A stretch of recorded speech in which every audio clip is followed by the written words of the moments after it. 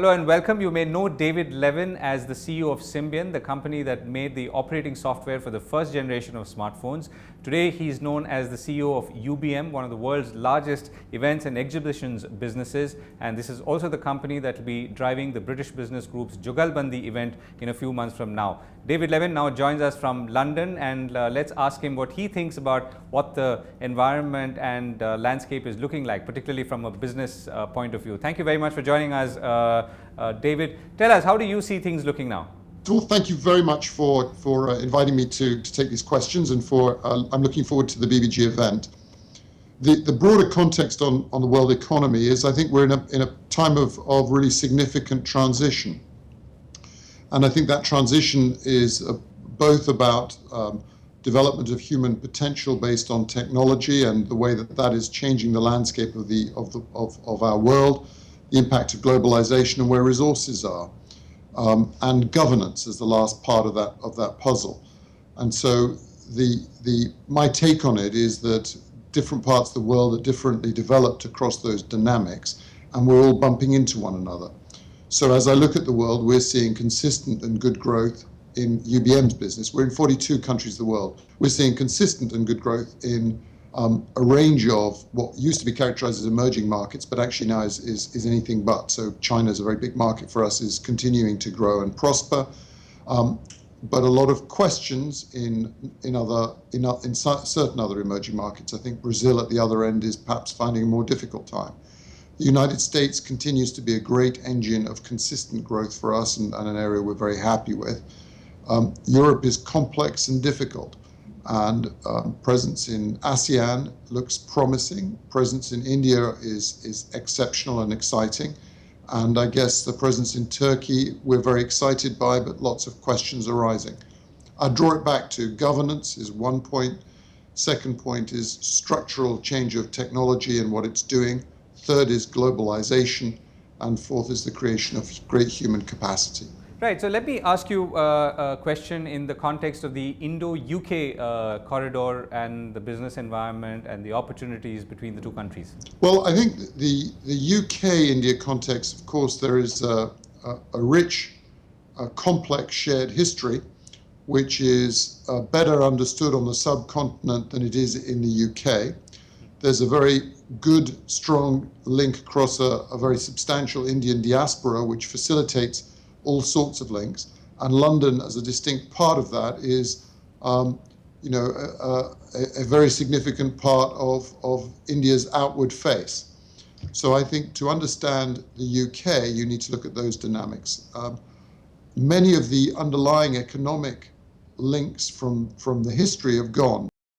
But London remains important, the diaspora is important, and shared aspects of culture are important. And these are all strong building blocks for something to be created in a new basis. And how do you see prospects for India, David, particularly in the verticals that you operate, including, of course, the large one being exhibitions and events? Well, we're very excited by long-term potential in India.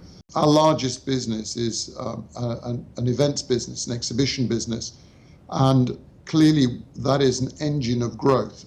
In every country we operate, it contributes materially to accelerating the underlying growth rates of the markets that we serve. So we're excited by the potential. We think there's a lot that can be done there. The constraint that we face is one of infrastructure, specifically the provision of enough adequate large venues to deal with the potential of India. And I think that's a constraint on India's growth. So excited by the business, we're growing nicely, we could do so much more, and in fact we feel we could do so much more for the country if we had the chance. So that's one. Second is PR Newswire, again, really well aligned with the emerging connections of India to the world, and indeed within India around the web. So we think a lot of growth and opportunity resides in that domain. And then broadly in our media and publishing activities, actually there's a time of transition there. We think there's great opportunity. We're strong in the tech world, and we're going to continue to invest, and that will be particularly to support our live events. David, is there a dream project that you would like to do in India, or a global property that you would bring to India if you had the opportunity? Well, I suppose if there was a single dream project, it would be the creation of a fantastic high-quality national exhibition center for India. In fact, preferably 3 of them, but we'll start with one of great high quality. That would transform our business's prospects. I mean, we've got great prospects, but that kind of provision would accelerate things. Now, we've got nothing like that operating. There's no plan like that we're aware of operating, but that would be the dream plan.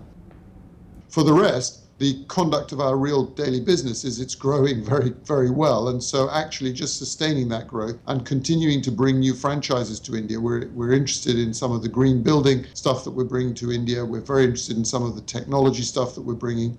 So many themes that we've already got. And of course, pharmaceuticals. We play very well to India's strengths. David, is there any experience or anecdote that you would like to share with us? Something from your various interactions over the years, something that you remember?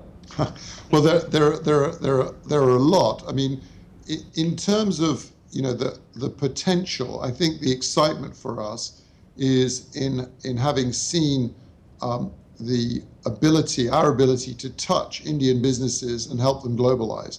So talking to a great client of ours over the years and watching the way Jubilant and Harry Bhatia's team have really used our events to globalize, to support their globalization on the pharmaceutical side, and at the same time to look at the way that the Indian pharmaceutical industry has just blossomed around our CPHI event, which we think is great and gives a tremendous stir. So at a let me call it a business level, I'm excited by those things. I'm excited by the way that our Introp event has really taken root in the tech community and has got great traction. So that's at the business level. At the human capacity level, I'm very, very thrilled by an event we've just run in Mumbai, which was connecting the not-for-profit world and the for-profit world. And I do believe that what we're doing in India, and also, by the way, in Brazil, the UK and the US, offers a really exciting vision for how corporates and not-for-profits can collaborate and how CSR can really develop to a new positive place. So that I'm excited by. Right, David. Thank you very much for speaking with us from London.